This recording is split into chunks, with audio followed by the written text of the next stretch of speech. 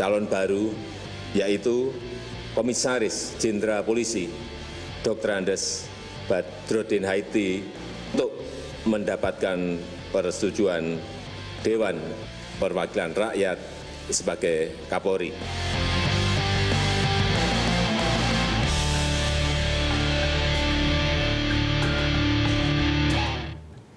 Efek solusi Jokowi, dialog kita lanjutkan, namun sebelum ke narasumber kita simak kutipan pernyataan berikut ini. Ini ada pernyataan Wakapolri yang sekarang menjadi calon Kapolri, Pak Badrodin Haiti, yang akan menjadi prioritas pembenahan adalah operasional dan profesionalitas Polri.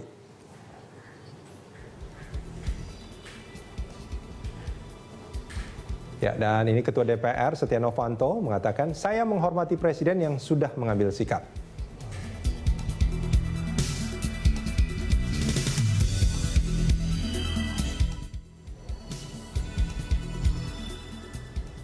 Ya, itu pernyataan Ketua DPR Setia Novanto yang menghormati putusan Presiden, meskipun di bawahnya itu banyak juga anggota DPR yang sebetulnya mempertanyakan mengapa Presiden Jokowi tidak melantik Budi Gunawan. Kalau memang patuh hukum, kenapa tidak dilantik? Tapi itulah polemiknya. Cuma pernyataan Pak Badrodin ini menarik.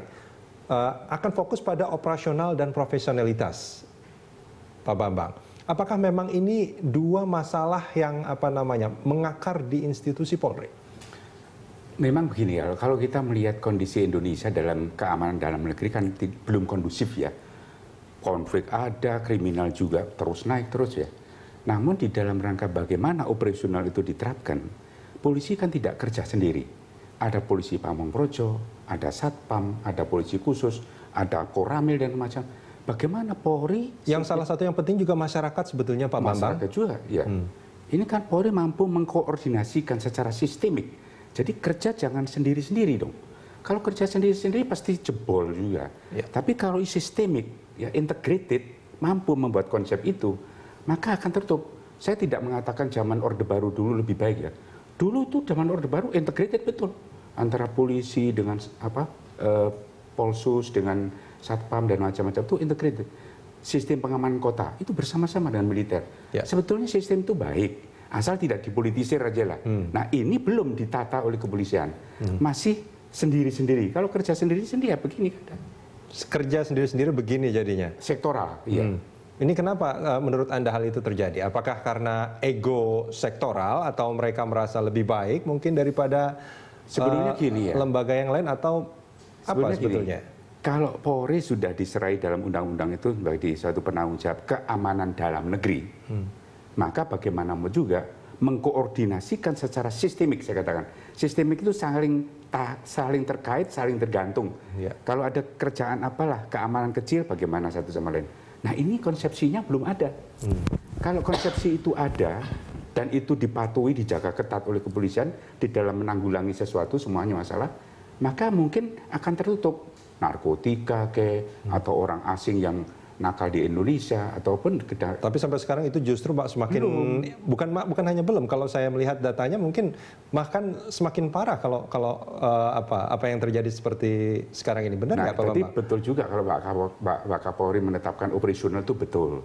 Artinya jangan pembenahan hanya polisinya saja untuk bekerja itu, tapi integrated. Nah, sistemnya yang karena ini kebijakan strategik kan, bukan pikiran harian yang teknis-teknis. Ya.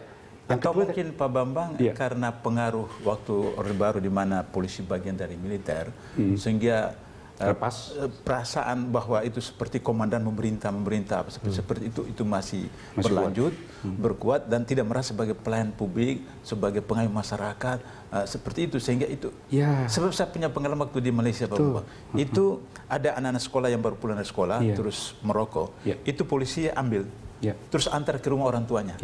Ini anak ini merokok, dia tidak boleh merokok, masih sekolah menengah itu. Diantar itu. Saya kemudian orang tua langsung. Jadi bagaimana pengayoman kepada masyarakat dalam hal-hal yang paling kecil. Itu bukti mengayomi itu ya. Mengayomi. Atau misalnya kalau di kampung buat orang Islam kalau maghrib terus masih main bola macam di kampung saya itu.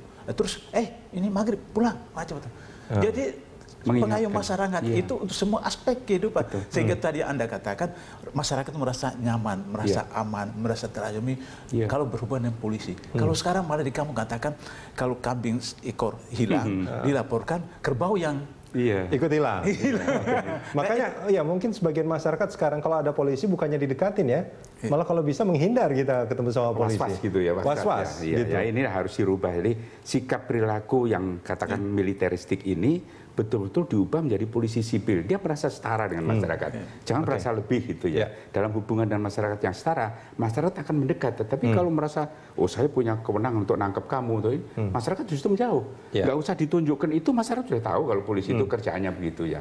Nah, nilai-nilai ini yang harus ditanamkan dalam mulai pendidikan, kemudian dalam pekerjaan seharian di kesatuan, itu harus ditanamkan.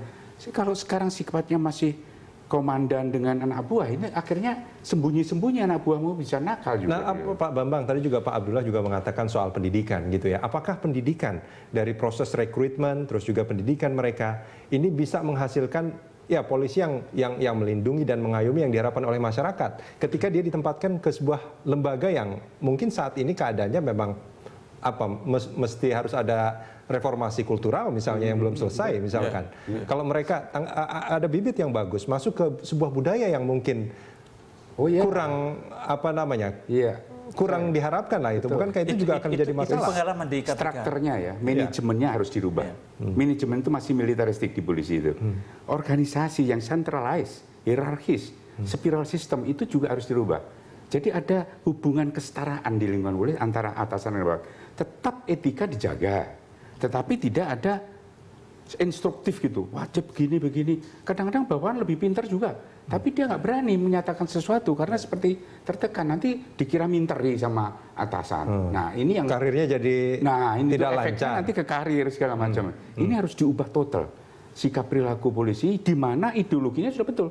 Doktrinnya Tribrata sudah benar, cuman implementasi di dalam pendidikan, dalam kurikulum, dalam pelatihan, dalam organisasi, dalam manajemen ini yang perlu dikembangkan. Gimana menurut Anda? Apa yang harus dilakukan? Apakah Kapolri yang sekarang diyakini mampu melakukan hal itu atau mungkin harus ada instruksi Presiden yang jelas untuk diimplementasikan atau bagaimana menurut Anda? Sebetulnya reformasi itu sudah 2001 dicanangkan ya. Merubah itu masalah besar, tetapi bisa dilakukan secara bertahap. 13 tahun masalahnya itu Pak Bambang, dari 2001 ke 2015, sekarang 14 tahun bahkan. Itu lagi, hanya pernyataan, tetapi implementasi masih militeristik terus.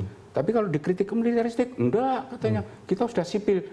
Hanya ucapan-ucapan saja. Ini yang perlu disadari oleh kepolisian untuk membangun diri benar-benar menjadi polisi yang ya istilahnya masuk di dalam relung kehidupan masyarakat itu setara gitu. Oke, baik Pak Abdullah, ini kalau kan dalam teori korupsi itu penyebabnya niat dan kesempatan.